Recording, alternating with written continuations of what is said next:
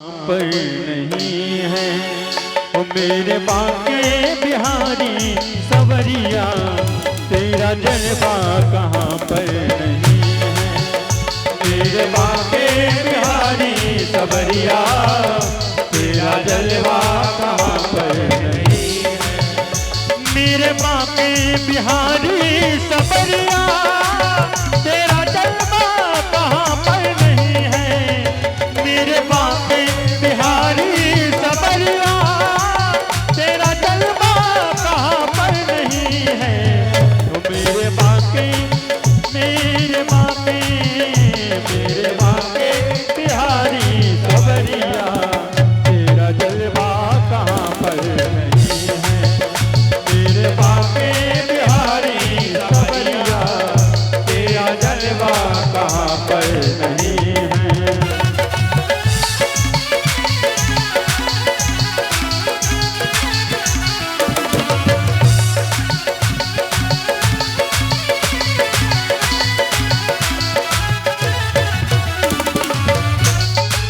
और आँख वालों ने है तुमको देखा, कान वालों ने तुमको सुना है। आँख वालों ने है तुमको देखा, कान वालों ने तुमको सुना है। तो कान वालों ने तुमको सुना है, कान वालों ने तुमको सुना है। और तेरा दर्शन, तेरा दर्शन, तेरा दर्शन उसी को हुआ है जिसकी आंखों में पर्दा नहीं है। वो तेरा दर्शन उसी को हुआ है उसकी आंखों में पर्दा नहीं है। तो मेरे बाके बिहारी सवरिया, तेरा जलवा कहाँ पर नहीं है। तालियों की सेवा करते, दोनों हाथ उठाते, हरि बोल।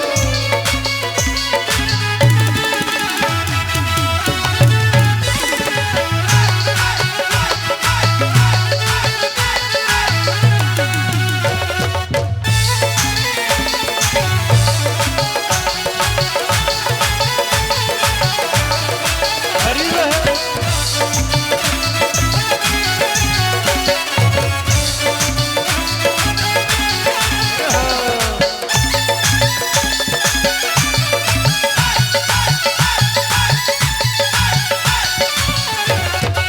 जय हो।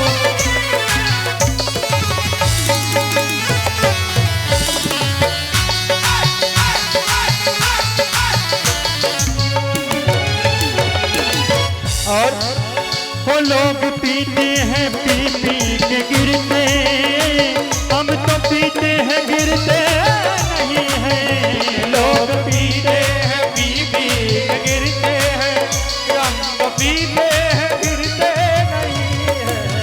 वो लोग पीते हैं पी पी के गिरते, हम तो पीते हैं गिरते नहीं हैं। हम तो पीते हैं गिरते नहीं हैं। हम तो पीते हैं भक्ति का प्याला, हम तो पीते हैं भक्ति का प्याला।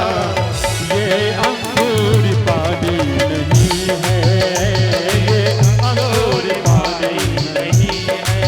ओ मेरे बाके बिहारी सवरिया, तेरा जलवा कहाँ पर नहीं है। ओ मेरे बाके बिहारी सवरिया, तेरा जलवा कहाँ पर नहीं है।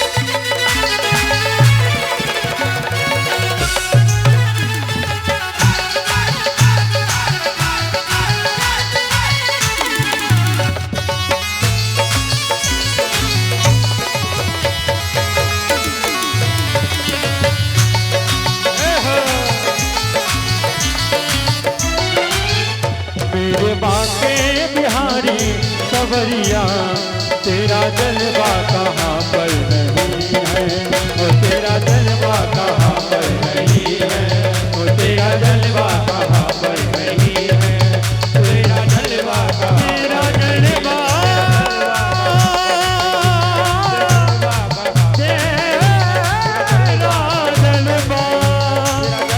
तेरा जलवा कहाँ पर नहीं है। बाण के बिहारी जय हो, बोलिए द्वारकाधीश भगवान की जय हो। अब भगवान जब द्वारका में है उस समय समस्त ऋषिगण प्रवास क्षेत्र में आए हैं। भगवान ने द्वारकावासियों से कहा कि भाई हम शीघ्र द्वारका को छोड़ दें, क्योंकि द्वारका 7 दिन में द्वारका को समुद्र घेर लेगा, इसलिए हमें प्रवास क्षेत्र के लिए चलना चाहिए।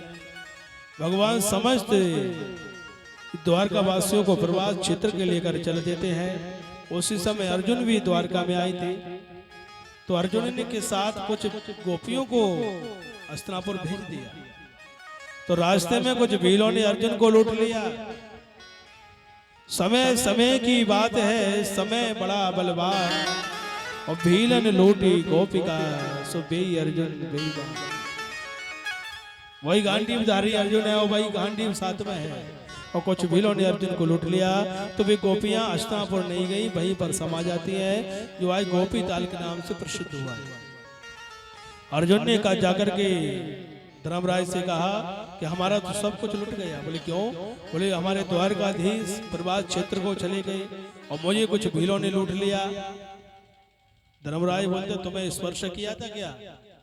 बोले हाँ, द्वारकाधीश ने मुझे सीने से लगाया था। बोले हमारी शक्ति को छीन हो गई, इसलिए हमें अब ये भूलोक पर रहना उचित नहीं होगा।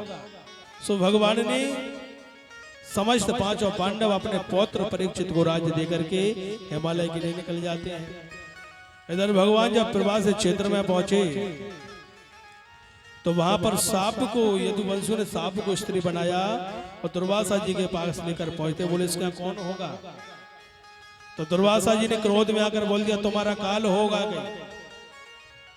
उससे एक मूसल उत्पन्न हुआ, उस मूसल को घिस घिस करके उसका बुरादा निकला और उसे सरकंडी नाम की घास पैदा हुई। उसकी सुई जैसी नोक बची, उसको समुद्र में फेंक दिया। उससे एक मछली ने निकला और मछली जरा नाम के बैलिया ने पकड़ी। उस बैलिया ने मछली को निकाल देखा, भेदन किया, उसको सुई जैसी नोक निकली, उसे अपने बाल पर लगा लिया। इधर भगवान दाऊ भैया पाताल को चले गए शेषा रूप धारण करके, और सब यदुवंशी आपस में मदरा का पान करके आपस में युद्ध करने लगे। तो जो घास को पटाते हैं वो वज्र का रूप धारण कर लेता है, और आपस में युद्ध करते हुए समस्त यदुवंशी नष्ट हो जाते हैं। भगवान पैर पर पैर रख करके विश्राम कर रहे हैं। जरा ने देखा कि भगवान के जो पदम था पैर में, उसने समझा हिरण का मुख है और हिरण का नेत्र है। जैसे बाण दिया भगवान के पदम में लगा, और जैसे भगवान की आवाज सुनकर के जरा वहां पहुंचता है। बोले प्रभु मुझे क्षमा कर दो, गलती हो गई। बोले नहीं जरा गलती नहीं हुई, ये तो बदला है। पिछले जन्म में तू बाली था, मैं राम था, चुपके बाण मैंने तुझ में दिया था। इस जन्म में मैं श्याम हूं, तू जरा है, चुपके बाण तूने मुझ में दे दिया है, इसलिए बदला लिया गया, बदला बराबर हुआ है। भगवान स्वधाम के लिए जाने लगे हैं। तो दारुक बोलता है महाराज आप स्वधाम के लिए चले जाओगे तो ये धर्म की रक्षा कौन करेगा? भगवान ने अपना स्वरूप श्रीमद् भागवत पुराण में छोड़ दिया और बोलते हैं दारुक जो श्रीमद् भागवत कथा का श्रवण करेगा कराएगा उसी ये धर्म इसी की आड़ में रहेगा। ये धर्म की रक्षा कलयुग में कल श्रीमद् भागवत पुराण करता रहेगा, और जो श्रोता जो कथा को सुनेगा वो धर्म की रक्षा करेगा। ये हमारे धर्म के अनुकूल छोड़ करके भगवान स्वधाम के लिए चले जाते हैं।